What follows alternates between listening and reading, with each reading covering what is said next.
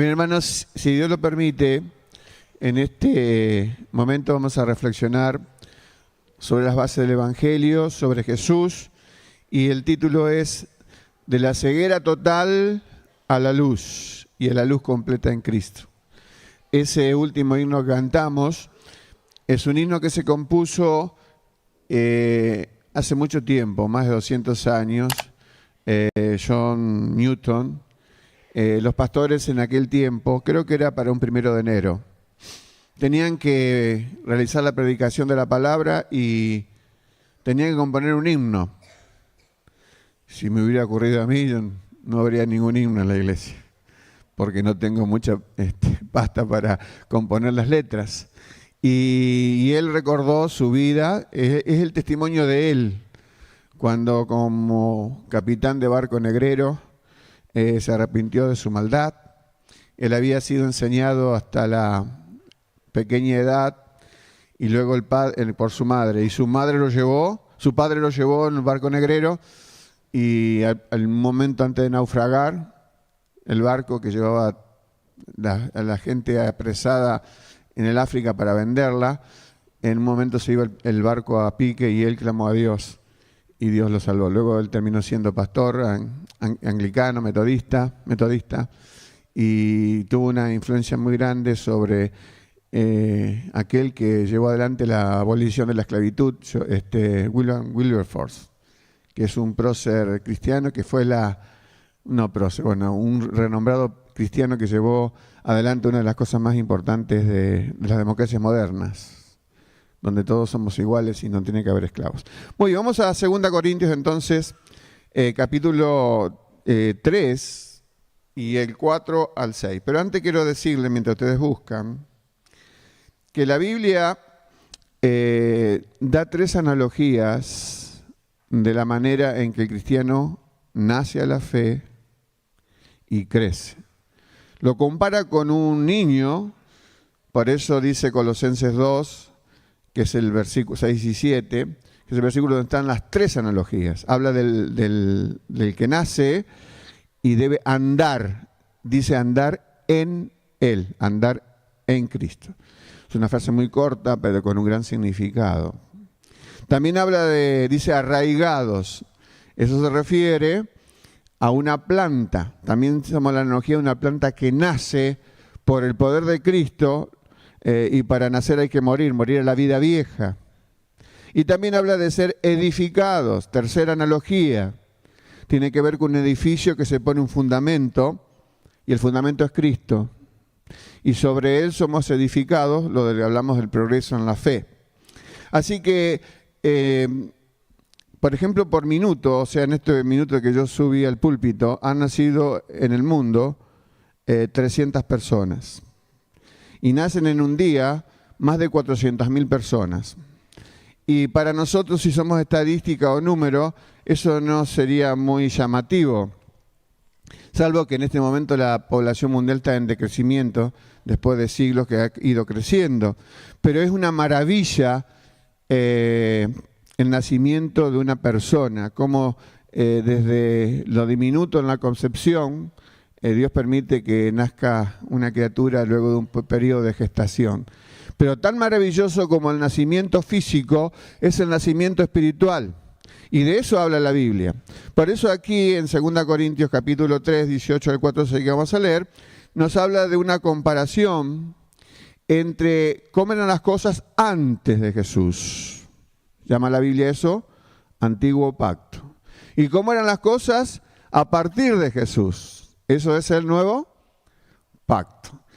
Ahora, de entrada sabemos que hay una gran ventaja no haber estado en la edad antigua, porque hoy tenemos la vivencia interior del Espíritu, lo llaman nuevo nacimiento. Eso no lo tuvieron los creyentes antiguos. Vamos a leer entonces 2 Corintios 3:18 y repito el versículo que leí hace un momento. Cuando dice pero, está hablando de lo anterior, que era solamente privilegio de pocos ver la gloria de Dios, ver su presencia. Pero nosotros, los cristianos, todos, con el rostro descubierto, contemplando como en un espejo la gloria del Señor, estamos siendo transformados. Yo estoy leyendo otra versión, pero en realidad la mejor manera de traducir es estando siendo. No estamos hechos ya. Hay un proceso con nosotros. Es el progreso de la vida cristiana, que debería ser siempre en positivo hacia adelante. Pero a veces los cristianos tenemos pasos hacia atrás. Y a veces el estancamiento de los cristianos no es quedarte en un lugar. Cuando uno se estanca, va para atrás. No se queda en el mismo lugar. Y dice más, en la misma imagen de gloria en gloria, como por el Señor, el Espíritu. Estoy leyendo la Biblia de las Américas. Por tanto, puesto que tenemos este ministerio, está hablando Pablo acá, del ministerio que es servicio. Él tenía una tarea, es explicar, compartir, enseñar, ser pastor, muchas tareas tenía, ¿no? Tenemos este ministerio, según hemos recibido misericordia, no desfallecemos, sino que hemos renunciado a lo oculto y vergonzoso, la vida vieja, no andando con astucia ni adulterando la palabra de Dios. Habla esto porque había personas malvadas que adulteraban la palabra de Dios. Él dice, yo no estoy en eso. Sino que mediante la manifestación de la verdad nos recomendamos a la conciencia de todo hombre en la presencia de Dios.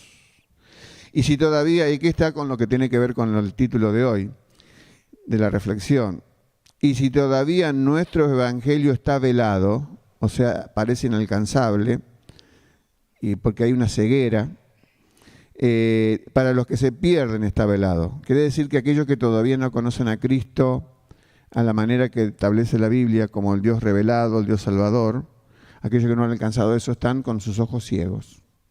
Por eso lo que vamos a ver hoy es, sin Cristo estoy ciego, con Cristo he alcanzado la luz y en Cristo estoy progresando en un camino constante hasta que esté con Él. Y ahí está la revelación completa. Sigo la lectura ahora. Dice el verso 5, porque no nos predicamos a nosotros mismos, sino a Cristo Jesús como Señor y a nosotros como siervos vuestros por amor de Jesús. Pues Dios, que dijo que de las tinieblas, por eso hablamos de ceguera, resplandeciese la luz, eso está citando Génesis 1:3. Antes que existiera el resplandor de la nueva vida, a los que no somos de Cristo, para ser de Cristo, está diciendo de la misma manera en el mundo natural, cuando había todo tinieblas, producto del pecado en el mundo, y el desorden que él produjo, la rebelión satánica, Dios dijo, sea la luz. Uno dice, ¿y antes qué había? Antes Jesucristo mismo en persona alumbraba el universo, porque él dijo, yo soy la luz del mundo.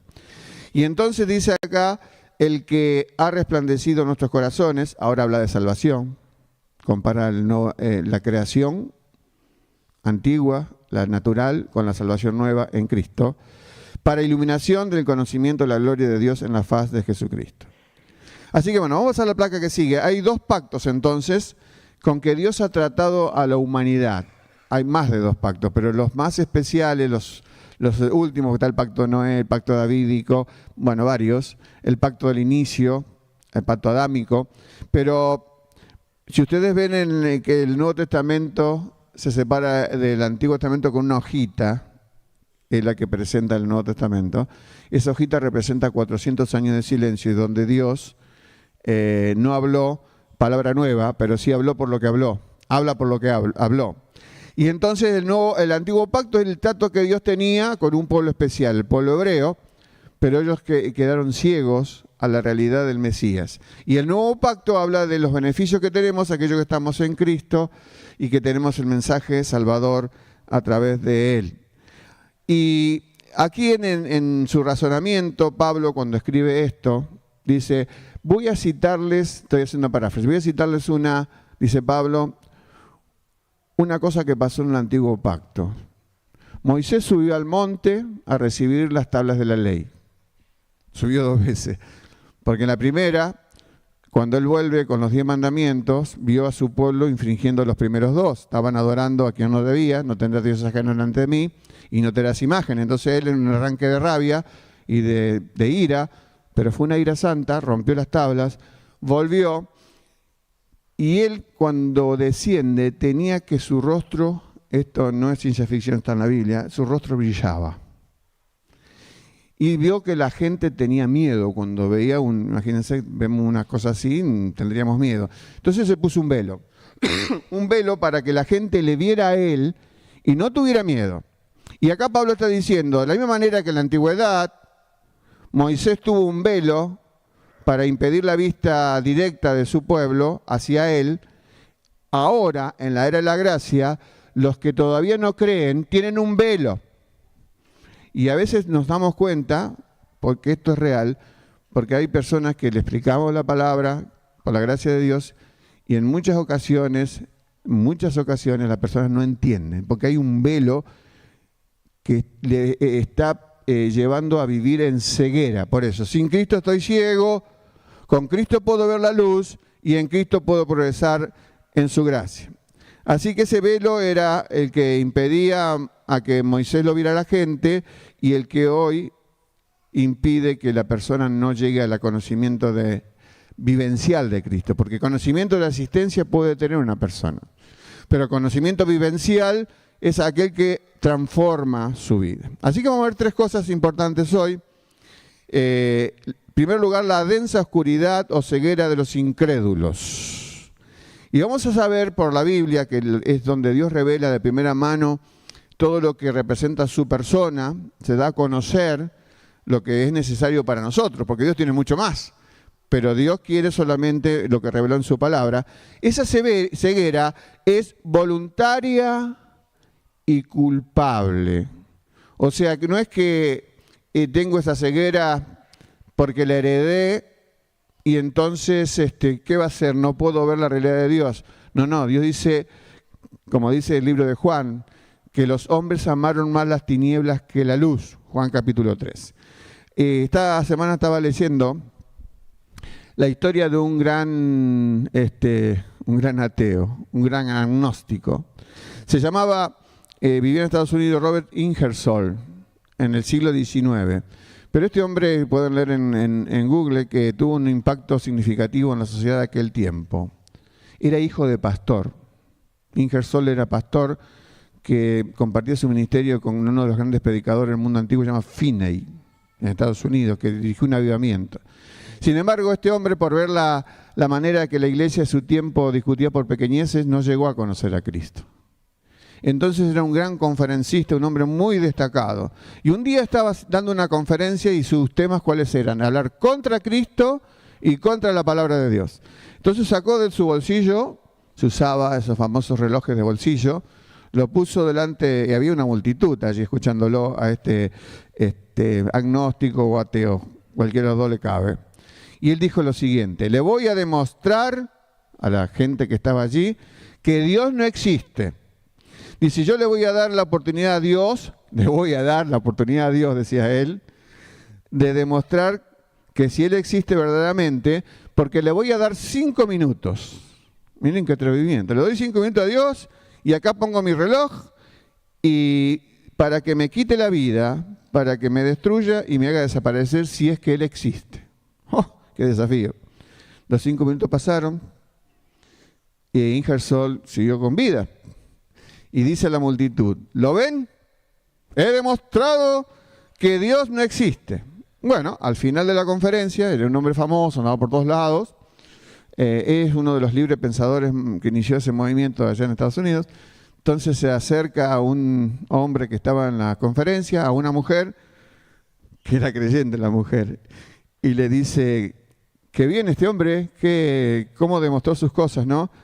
Y dice, ¿qué le parece usted? ¿Qué piensa que fue lo que demostró? Le dijo el hombre a la mujer creyente.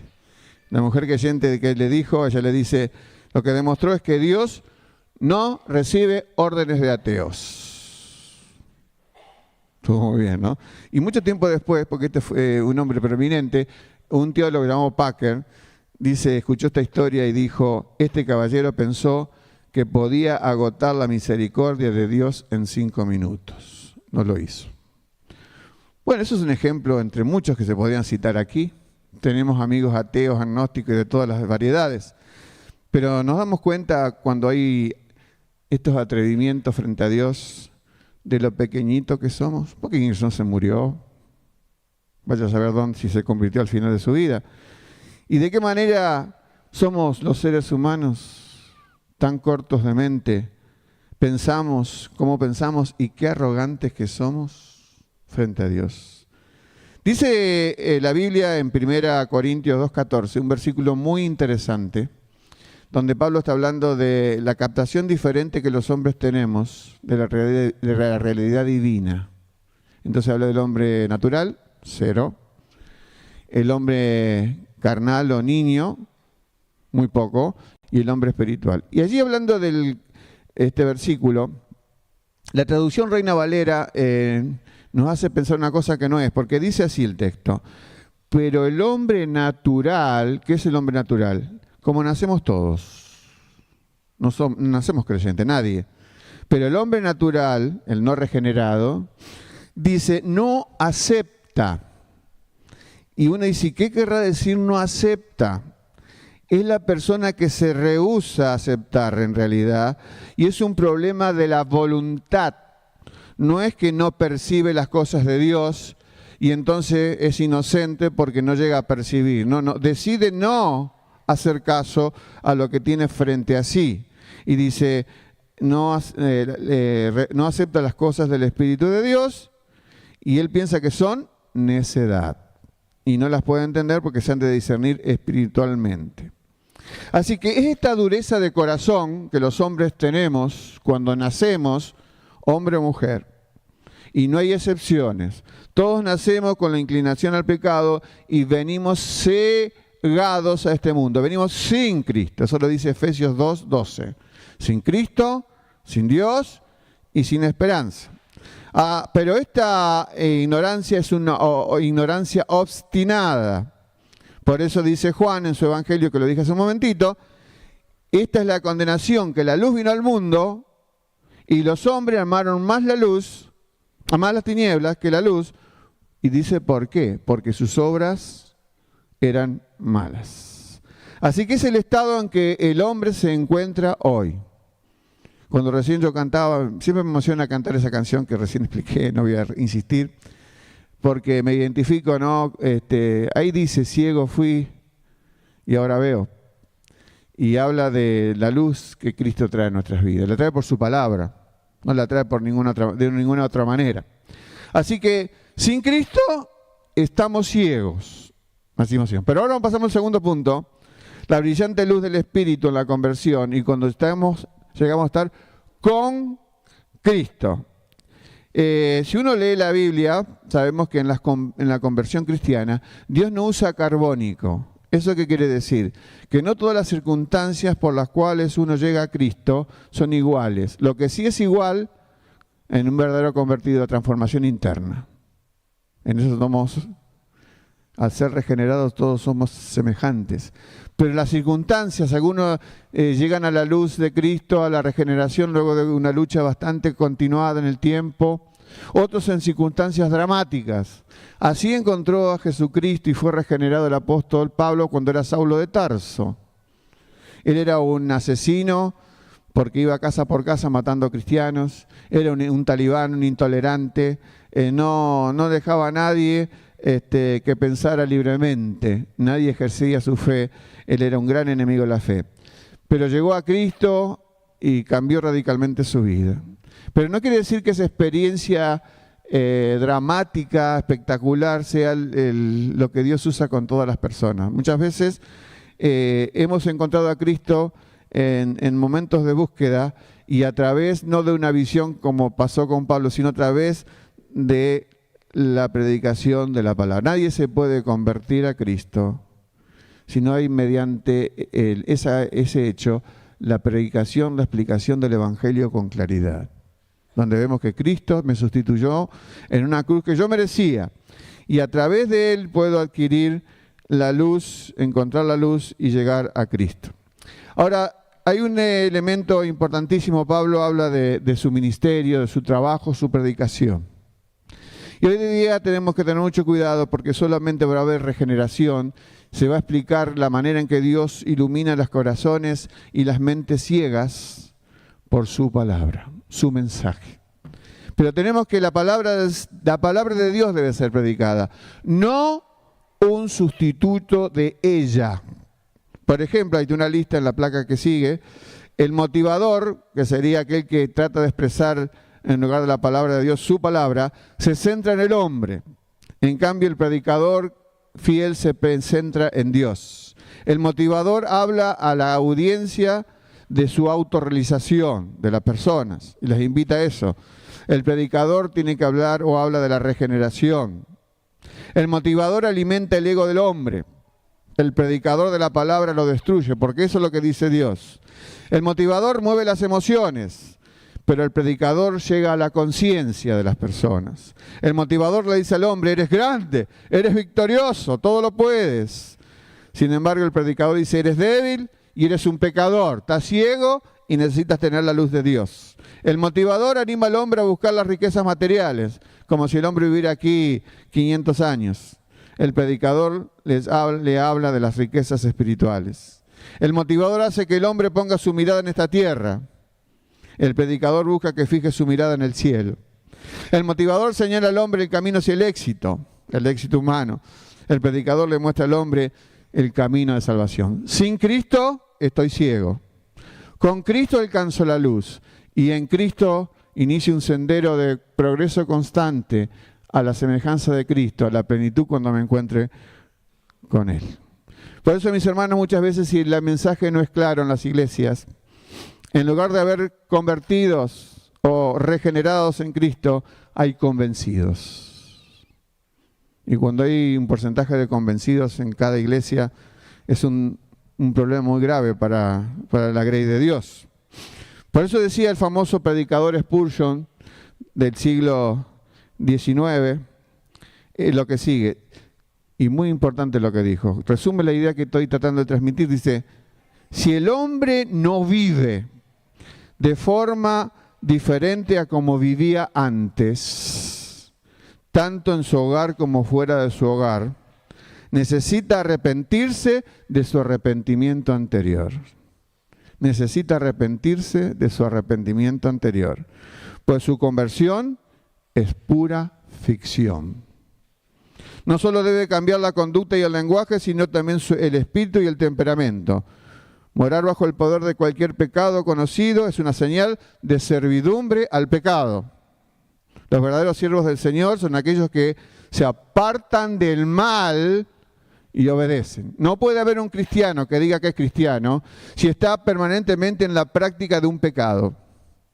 No lo dice yo, no lo digo yo, Carlos, sino lo dice 1 Juan capítulo 2. La práctica de un pecado permanentemente es señal de falta de conversión. Es señal que esa persona está sin luz, sin la luz de Cristo. Y está ciego y necesita cambiar, o sea, arrepentirse de su falso arrepentimiento, su falaz arrepentimiento. No llegamos a confesar a Cristo porque tuvimos una ocurrencia momentánea, espontánea, de repente. Cuando el Señor se reunió con sus discípulos que estaban confusos en cuanto a la identidad de Jesús, los llevó a un lugar al norte de Palestina, un lugar donde estaba muy emparentado con el paganismo, y ahí en ese pequeño retiro Jesús le dice: ¿quién dice la gente que soy yo?, preguntó Jesús. Y bueno, ahí empezaron a nombrar varios profetas: Juan el Bautista, Jeremías, Elías, algunos de los profetas. Y después Jesús cambió la pregunta: ¿y ustedes?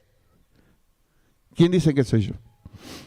La identidad de Jesús estaba allí en juego. Y Pedro salta y dice: tú eres el Cristo, el Hijo del Dios viviente. Y Jesús siguió el diálogo y le dice: feliz, bienaventurado eres. Y lo voy a parafrasear: lo que llegaste a esa deducción, Pedro, no es porque sos un hombre sabio. El cielo te reveló a tu corazón quién soy yo. Y esa es la necesidad que tenemos para estar con Cristo, para salir de la ceguera.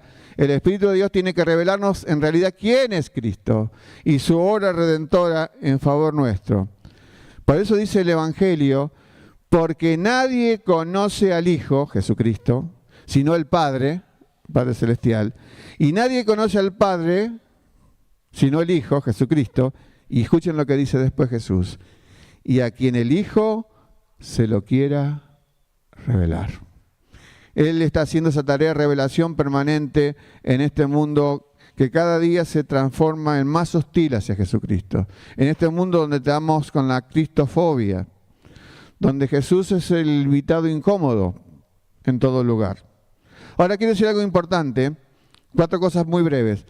Todos los hombres, como estaba hablando de ceguera y alcanzar la luz, todos los hombres tienen algo de luz. ¿Cómo puede ser esto? Lo dice el libro de Romanos. Dice que todo lo que de Dios se conoce le es manifiesto al hombre, ¿no? Y dice después, porque las cosas invisibles de Él se hacen claramente visibles por medio de las cosas hechas, la creación. Así que el primer testigo que va a estar en contra de aquel que llega a partir de este mundo, salir de este mundo, sin conversión cristiana, el primero que va a decir Dios, te mandé un testigo. ¿Cuál era? No era tu vecino tan solo, aunque también puede serlo, sino era la creación. Si ustedes agarran un celular, que es lo más común que tenemos a mano, y alguien dice, mira, este celular nació porque explotó un taller donde había todo tipo de piecitas que estaban sueltas y se hizo solo. Y dice, no, me estás mintiendo. Sabemos de que existe un celular porque ahí el hombre generó el prehistórico celular, lo fue mejorando, pero hubo una obra de un autor. Yo no puedo ver la magnificencia de esta naturaleza, la maravilla de cómo funciona y cómo nosotros lo hemos saboteado, porque todo el cambio climático es culpa de nosotros, sin decir que hay tras de eso el Dios creador. Así que el primer testigo que va a testiguar contra los incrédulos en la eternidad es cuando alguien diga, ¿qué pensaste? Que la creación se había hecho sola de una explosión, etcétera, ¿no?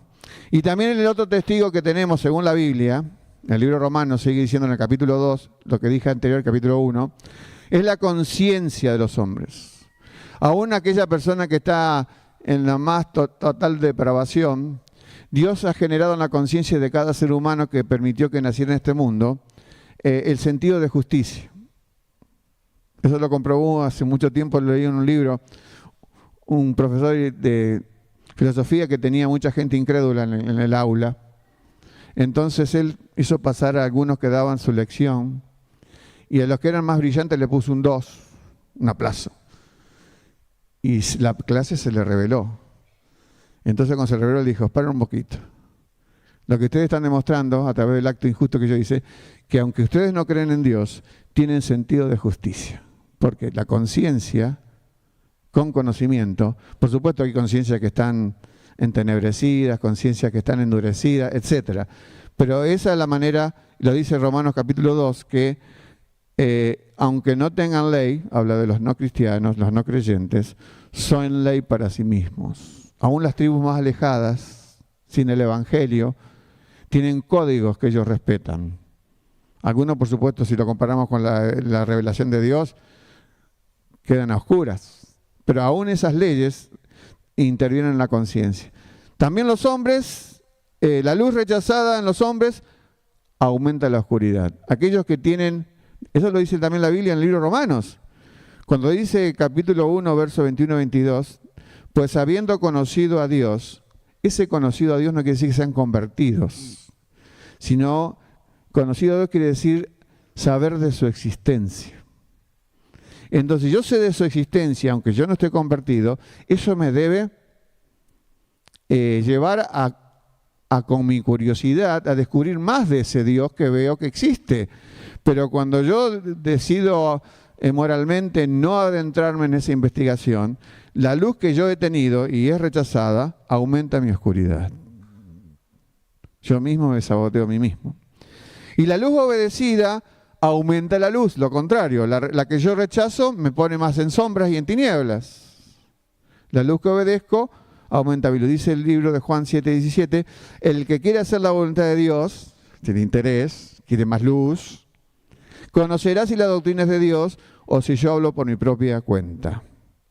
Y la última consideración sobre la luz, Dios va a juzgarnos sobre la base de la luz rechazada. Romanos 2:5 dice, pero por tu dureza, siempre que aparece dureza en la Biblia, conéctenla con ceguera, con tinieblas, y por tu corazón no arrepentido, atesoras para ti mismo ira para el día de la ira y de la revelación del justo juicio de Dios. Y la tercera y última, dijimos, sin Cristo estoy ciego, con Cristo alcanzo la luz. Y en Cristo comienza un camino de desarrollo, de progreso, hasta el momento que estaré con Él cara a cara, llegando al final de este proceso de santidad progresiva. La obra iluminadora del Espíritu se muestra en la santidad progresiva. Y ahora vamos a repetir, por tercera vez, el texto de 2 Corintios 3:18 para recalcar otras palabras aparte de la palabra gloria. Volvemos a leerla. Placa 13. Pero nosotros todos, con el rostro descubierto, contemplando como en un espejo la gloria del Señor, estamos siendo transformados en la misma imagen de gloria en gloria, como por el Espíritu del Señor. En el tiempo antiguo, antes de Cristo, en la revelación que Dios le dio a Moisés, Moisés estaba tan curioso de descubrir la gloria de Dios que un día se plantó frente a Dios, estuvo frente a Dios y le dijo, quiero ver tu gloria. Y Dios, porque tenían un diálogo cara a cara, todavía no existía la escritura, porque Dios reveló la escritura a Moisés porque se había inventado la escritura hacía poco tiempo. Y entonces Dios le dijo, pero mirá que ningún hombre que ve mi gloria vivirá. Entonces Dios, para satisfacer a ese siervo inquieto, le dijo, y va a hablar Dios con un lenguaje que se llama antropomórfico, quiere decir que Dios, para dialogar con nosotros, tiene que bajarse a nuestra condición. Y le dice, no vas a ver mi esencia, mi gloria, sino que vas a ver mis espaldas. Entonces lo puso en una hendidura de la peña a Moisés y lo cubrió con su mano. Estaba hablando en un lenguaje antropomórfico, porque Dios no tiene manos. La tuvo con Jesús, pero está hablando de Dios el Padre. Y entonces él pudo ver las espaldas cuando Dios pasó con su gloria. Pero eso es un episodio de antes de Jesús. Pero acá, según 2 Corintios capítulo 3, nosotros podemos ver la cara del Señor, no simplemente sus espaldas. Dice 2 Corintios capítulo 3, cuando habla de la faz de Jesucristo, 2 Corintios 4 creo que es, donde habla de este episodio que es un patrimonio de todos. El episodio de ver la gloria de Dios en la antigüedad le correspondió porque Dios tuvo gracia a Moisés. Dice 2 Corintios 4:6 que cuando viene la luz a nuestros corazones, ilumina nuestro conocimiento de la gloria de Dios en la faz de Jesucristo. Quiere decir que hay un conocimiento mayor, más pleno. Así que entonces en este texto de 2 Corintios, volviendo a 3:18, aparte hay una palabra muy importante que usa allí, que se usa solamente 3 veces en la Biblia. Y preste atención, por favor. Me impactó a mí también descubrirla, o que me la enseñaran. Es la palabra transformación. Dice aquí que somos transformados en un proceso, de un proceso a otro, a otro, a otro. Y ese proceso, gracias Dalton, ese proceso utiliza la palabra transformación. La primera vez que nosotros vimos la palabra transformación en la escuela primaria es metamorfosis. Cuando, ahora hay pocos árboles aquí porque vivimos en la ciudad, pero yo vivía en un pueblo donde había muchos árboles y lugares donde había plazas. Y nuestro divertimento es encontrar esos capullos donde estaban las orugas. Y que ahí tiene que seguir un proceso porque si uno la abre antes, no sale la mariposa. Entonces, esa es la palabra transformación. Y que acá Pablo la va a usar en su carta para indicar que todos los que primero estábamos sin Cristo, llegamos a Cristo, alcanzamos la luz, y en Cristo comenzamos un proceso, una metamorfosis constante. Cuando esa metamorfosis, ese cambio que Dios quiere para nosotros se traba, es cuando somos cristianos truncos. Se nota en el carácter, se nota en muchas de las cosas que el creyente lleva adelante cuando se muestra frente a otros. Porque ha sido interrumpido ese proceso de transformación. Es el pecado, es el hábito aquellos hábitos que no hemos dejado todavía, y que opacan la vida de un cristiano. Entonces dije que hay 3 veces en la Biblia que se aparece la palabra transformación. La primera tiene que ver con Jesucristo. ¿Se acuerdan que Jesús fue al monte de la transfiguración? ¿Saben que podemos llamarle el monte de la transformación? Son equivalentes las 2 palabras. ¿Y cuál es el objetivo de esa vez? Tiene que ver con el entender el texto este. ¿Cuál fue el objetivo de Jesús de llevar a 3 de sus discípulos a un mini retiro y de repente la ropa de Jesús y todo su rostro empezó a brillar? ¿Por qué ocurrió eso? Dios le dio una vislumbre anticipada de su gloria en el cielo. Y entonces el cuerpo de Jesús, el cual es verdad, fue donde fue gestado por María y por virtud del Espíritu Santo cuando María concibió, y tuvo un cuerpo semejante al nuestro. Pero en determinado momento, Dios permitió que la naturaleza interna de Jesús, ¿cuál es la naturaleza interna de Jesús? Su gloria se manifestara, y entonces esos vestimentas opacas adquirieron una luz brillante que impactó a los que estaban ahí. Eran 3 nomás, Pedro, Juan y Jacobo. Entonces allí, el monte de la transfiguración o el monte de la transformación de Jesús es mostrar que la naturaleza interna salió hacia afuera.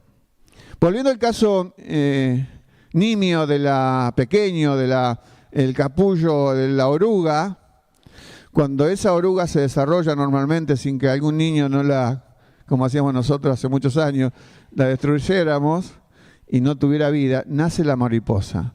¿Cuál es la naturaleza interna de la oruga, la mariposa?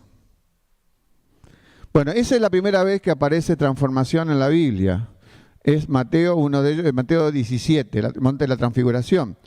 Pero luego Pablo es el autor, inspirado por Dios, que ha escrito 2 veces la palabra metamorfosis. La otra está en Romanos capítulo 12. Y cuando dice Pablo, ruego por las misericordias de Dios, bueno, habla de que no hay que amoldarse a este mundo, y habla el plan opuesto, la obra que Dios quiere hacer, sino transformaos, metamorfosis, por medio de la revelación de vuestro entendimiento, para que podamos conocer la voluntad de Dios, que es perfecta. Así que allí se pone como en contraposición con la vida que se adapta a este mundo. Entonces dice, no. Ese proceso en Cristo no podés tomarlo del mundo. Ahí te vas para atrás.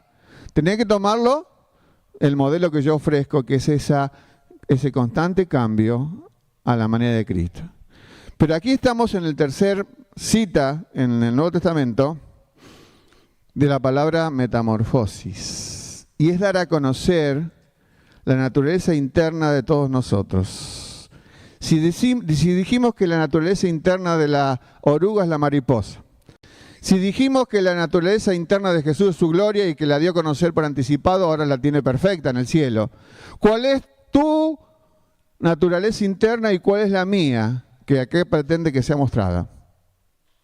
Tiene nombre: Jesús. Si sos de Cristo, tu naturaleza interna es Jesús.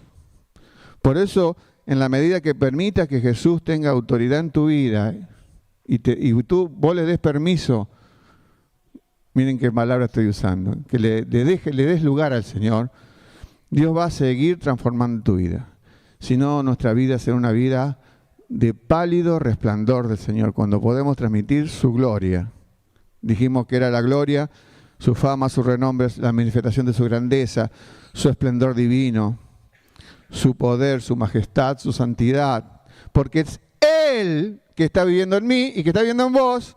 Y si vos le das lugar, es lo mismo que pasó en el monte de la transfiguración, que fue por un poco tiempo. Su naturaleza interna salió al exterior. Por eso, mis hermanos, dice el Salmo 119, ya en la placa de los últimos, que está en el PowerPoint, dice el salmista en el Salmo 119, verso 18, abre mis ojos, es una oración a Dios, abre mis ojos, hablando de ceguera, o miopía, o algo parecido. Abre mis ojos, y miren qué pide el salmista a Dios, y miraré las maravillas de tu ley. Uno dice, ¿qué son las maravillas de Dios? Bueno, hay un comentarista que hizo el trabajo por nosotros investigando la Biblia, y un comentarista muy viejo, Jonathan Edwards, otro predicador del avivamiento en Estados Unidos, hace 250 años. Y él explica las maravillas. Se refiere a las maravillosas manifestaciones de la gloria y las perfecciones divinas. ¿Presentes dónde? Dice, presentes en los mandamientos y doctrinas de la palabra. Eso es lo que él quiere ver, el salmista. Tú y yo necesitamos copiarlo al salmista. ¿Para qué? Para ver las maravillas de Dios que ha revelado de sí mismo. Por eso, hermanos, si no te pones en contacto con la palabra, este mundo maravilloso va a ser desconocido para vos. Que Dios ha revelado de su obra en su palabra, pero para eso necesitamos que Él siga abriendo nuestros ojos y necesitamos más visión. Una visión constantemente mayor de su gloria. Si uno lee detenidamente después el libro de Efesios, por ejemplo, capítulo 1, Pablo pedía eso para los creyentes que vivían en Éfeso, que sean llenos del conocimiento. Dice, pues ya no conocían a Cristo, sí conocían a Cristo, pero como nosotros también hoy necesitamos un mayor conocimiento, mayor luz y asimilar esas verdades. Cuando la Biblia habla en 3:18 de 2 Corintios, que nosotros miramos en cara descubierta como en un espejo, y ese espejo era imperfecto porque no era el espejo moderno, sino que era de bronce y que era imperfecto y no se veía bien. Sin embargo dice, pero eso es un progreso constante hasta el que estemos con el Señor. Por eso necesitamos la predicación fiel de la palabra de Dios para poder descubrir estas maravillas. Dice, necesitamos responsablemente, está en la placa 17, leer las Escrituras, pero el gozo, la obediencia, el deleite, el consuelo, la amonestación, la esperanza, el aliento, la fortaleza que derivamos de nuestra lectura de la Escritura, solo será posible mientras leamos, meditemos y estudiemos la Biblia en dependencia del Espíritu Santo de Dios, que fue el que permitió que se escribiera. La Biblia es el único libro en la historia humana cuyo autor está presente cuando lo lees. Porque está interesado que eso que está escrito allí sea hecho, sea asimilado en esa contemplación, que no es la contemplación de muchas personas religiosas del siglo XIX, XVIII, que miraban contemplando el cielo como esperando algo del cielo. No, ya Dios reveló su palabra para que podamos entender su mensaje. Por eso, mis hermanos, sin Cristo estoy ciego, con Cristo alcancé la luz, y en Cristo estoy en un proceso constante de mejoramiento a su imagen hasta el momento que esté junto con Él. Hoy el desafío es aquellos que están sin Cristo y ciegos, se encuentren con Cristo. Y aquellos que estén con Cristo, los que están con Cristo están en Cristo también, pero que le permitamos a Él desarrollar nuestras vidas a su imagen. Ese es el desafío del Evangelio, desafío supremo, porque representamos a Dios. No podemos ser malos representantes de Dios. Siempre Dios buscó un representante en la tierra que transmitiera su gloria. Eso fue el mandato que se le dio a Adán. Y él terminó siendo un fracaso. Y Dios no dejó abandonado ese propósito. Quiere mostrar su gloria a este mundo.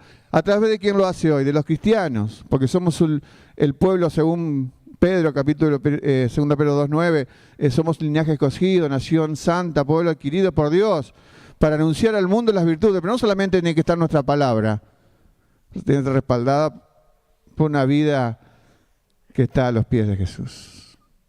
Vamos a estar en actitud de oración, porque quiero preguntar a aquellos hermanos, a aquellas personas que todavía no se han encontrado con Cristo. El tiempo pasa muy rápido.